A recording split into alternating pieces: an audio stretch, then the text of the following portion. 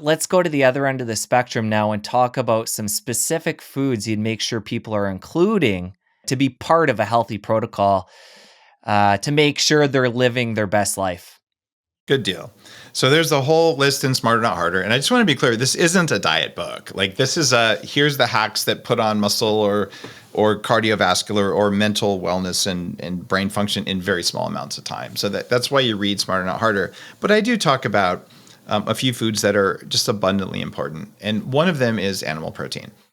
We talked about it a little bit, but if I was to go back and say, well, what did I miss in the bulletproof diet? And that is a diet that has really stood the test of time. Carnivore is morphing to something that looks an awful lot like the bulletproof diet right now. And in fact, I told them they would when they tried to eat only meat. So I'm like, all right, I'm going to say that's like 90% accurate even now. But with protein, number one, not all proteins are the same, just like not all calories are the same. So plant-based protein is less absorbable than animal-based protein. You need twice as much plant-based protein.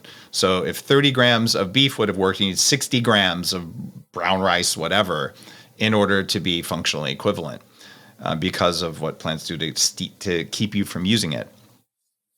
That said, most of us think about percentage of calories from fat, percentage of calories from protein.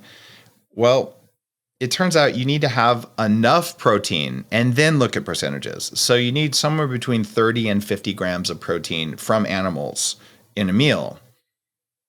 And it's not about percentage. So if you have a small meal, it's going to be mostly protein. If you have a large meal, it's going to have a good amount of fat and some carbs and some protein. But you need to be protein centric when you're looking at muscle mass, and you need to be quality fat centric when you're looking at detox and energy.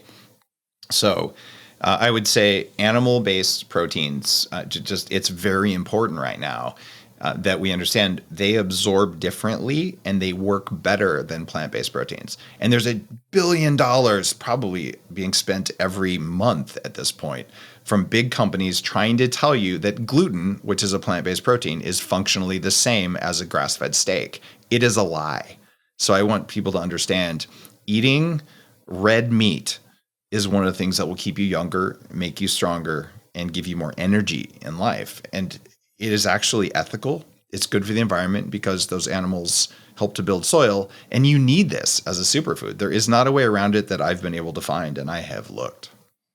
And I would argue too, when it comes to meat, there's probably a lot going on in there that we don't even understand.